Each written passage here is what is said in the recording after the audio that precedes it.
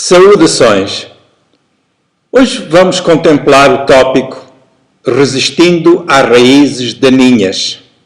Aquelas raízes do passado que, por vezes, querem estorvar o nosso presente e o nosso futuro.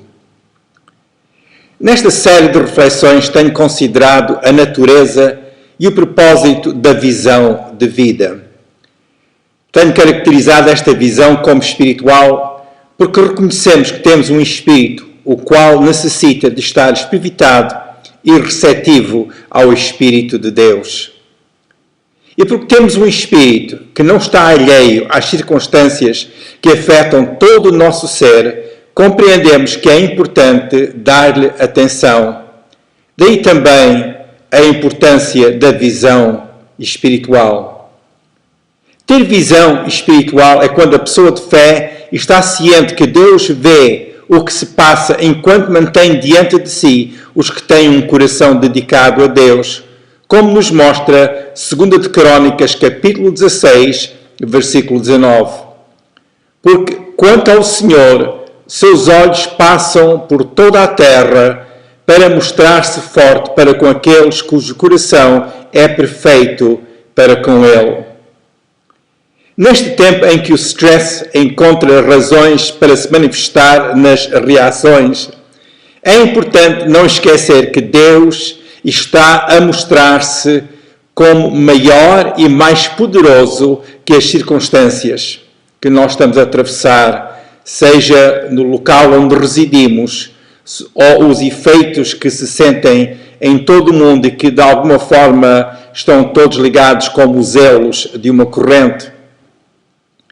Por isso, a pessoa de visão e de obras em Deus observa o presente, enquanto discerne o potencial que o futuro oferece, nutrindo conhecimento que é mais elevado que a sua emoção.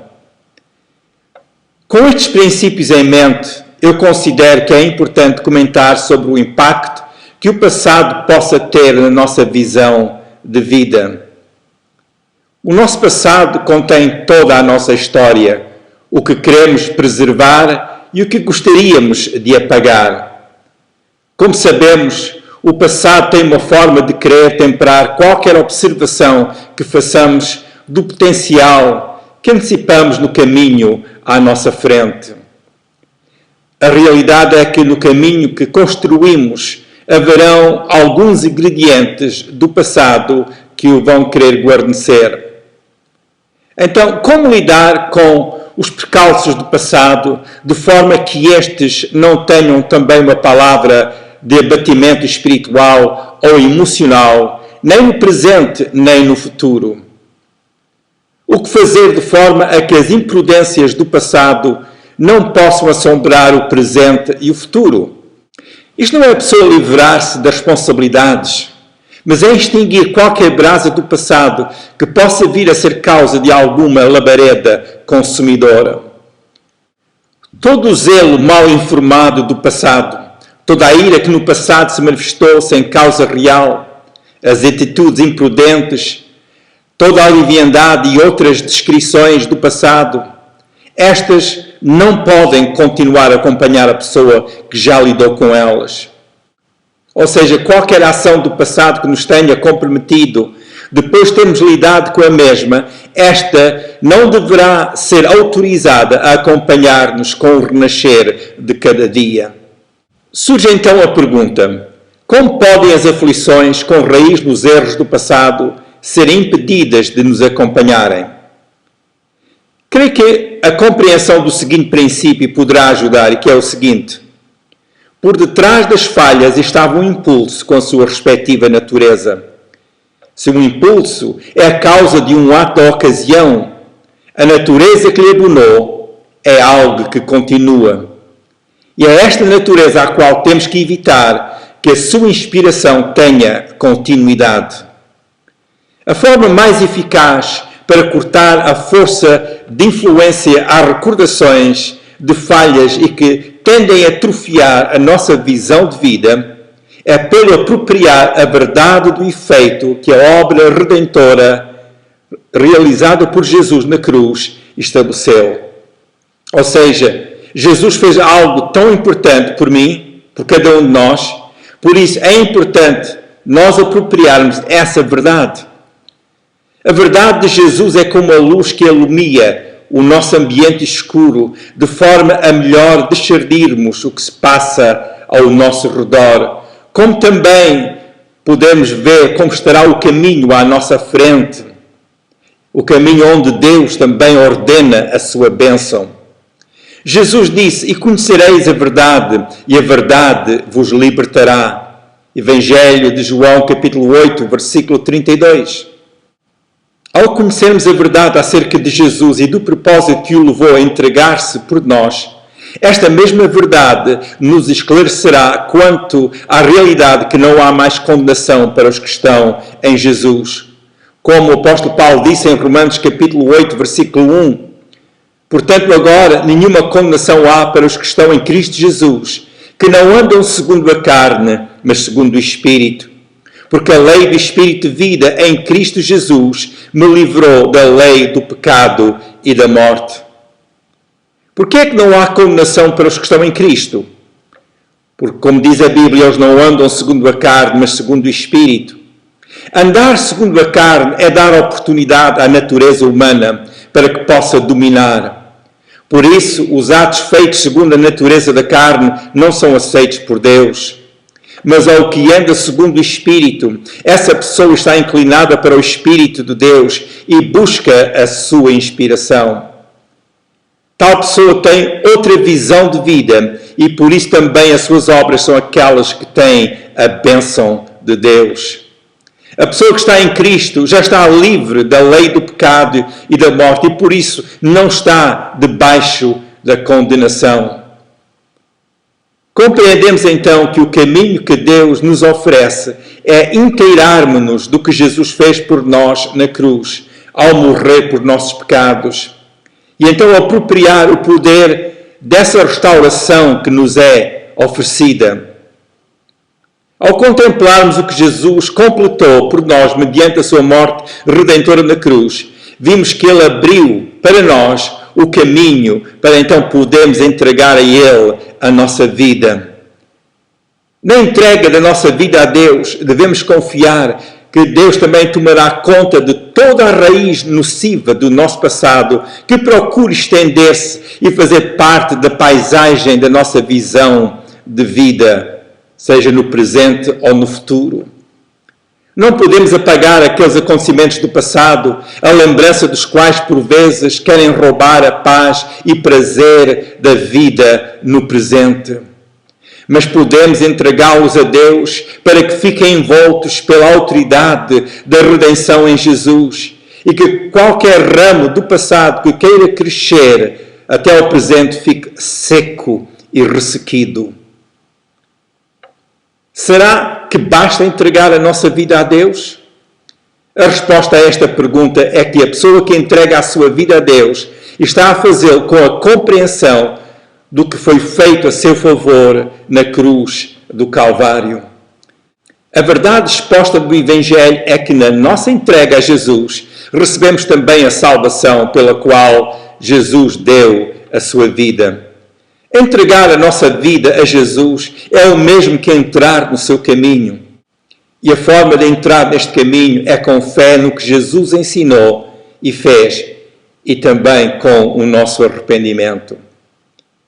Gostaria de explorar a verdade acerca do arrependimento bíblico. A palavra arrependimento não tem sido entendida na amplitude do seu significado. A palavra arrependimento em forma de verbo, e conforme nós a lemos no Evangelho, vem da palavra grega metaneo. Esta palavra metaneo implica mudança depois de ter estado com alguém ou com algo. Neste caso, este alguém é Deus e o algo é a sua palavra. Por causa da qualidade deste contacto, o padrão de pensamento passa a ser diferente.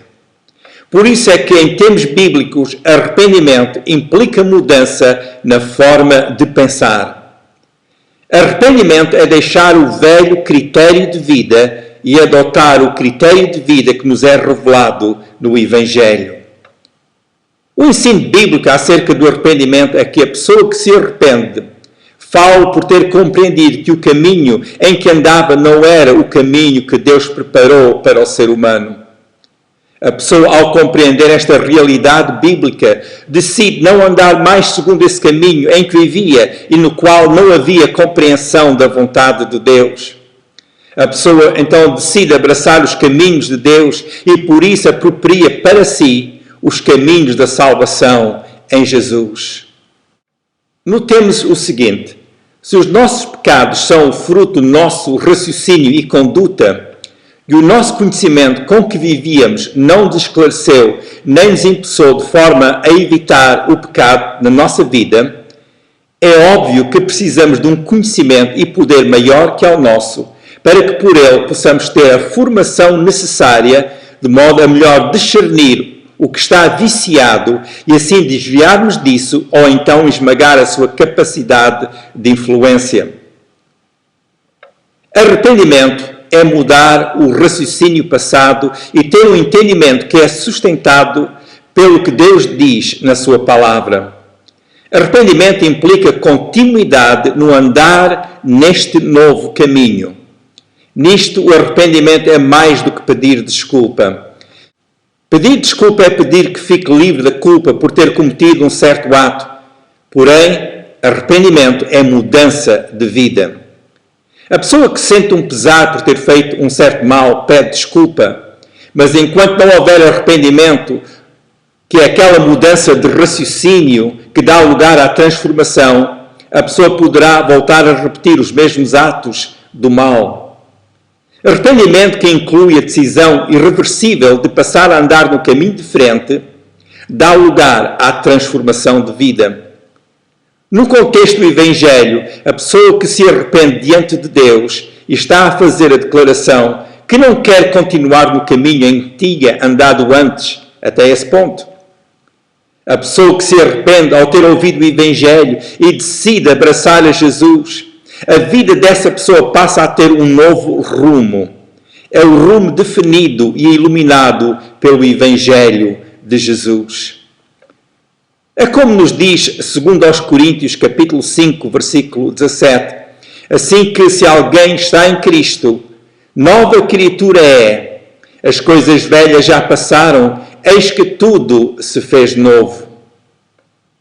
Diante de Deus, a pessoa que está em Cristo é uma nova criação. Essa pessoa, por estar em Cristo, é nova criatura. Não é mais o que era em relação ao seu passado. A obra pela qual a pessoa veio a ser nova criação, essa é a obra de Deus em Jesus.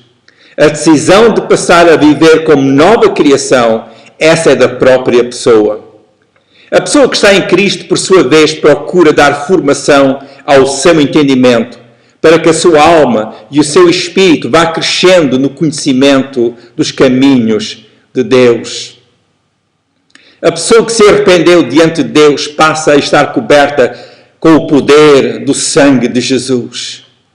Isto é o mesmo que dizer que a pessoa está perdoada e os seus pecados lavados, de modo a que os seus atos não voltem a ter poder de condenação. Mesmo que volte a memória do pecado, a pessoa que já se arrependeu e está em Jesus, essa pessoa nasceu de novo e o seu pecado não tem mais poder sobre a sua vida. O Filho de Deus terá sempre o direito e a autoridade de resistir aos sentimentos de culpa ou de abatimento de espírito e de alma que qualquer memória do passado possa querer induzir. O crente não deve aceitar qualquer sentimento de condenação que venha por causa das suas falhas, porque estas falhas já foram perdoadas por Jesus.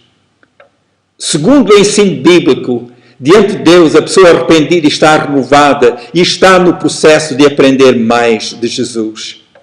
Nesse processo, a pessoa assimila o que Jesus ensinou e a verdade que Ele fez pela humanidade na cruz.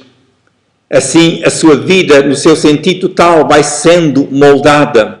Essa mesma pessoa vai tendo uma outra compreensão quanto ao tempo presente no mundo e quanto ao seu futuro. Para os filhos de Deus, como dizia o apóstolo Paulo em 1 Coríntios 3, 22, Ele disse àqueles cristãos: seja o mundo, seja a vida, seja a morte, seja o presente, seja o futuro, tudo é vosso. Será então oportuno perguntar se, ao escutar esta meditação, compreende que há necessidade de mudar a sua vida. Se houver necessidade de arrependimento e de fazer a entrega da sua vida a Jesus, este é o tempo certo para o fazer. Faça-o agora ao fazer a seguinte declaração de fé. Diga comigo estas simples palavras. Meu Deus, sei que tenho pecado contra ti. Eu me arrependo dos meus pecados. Perdoa-me no nome de Jesus, teu Filho, que deu por mim a sua vida na cruz.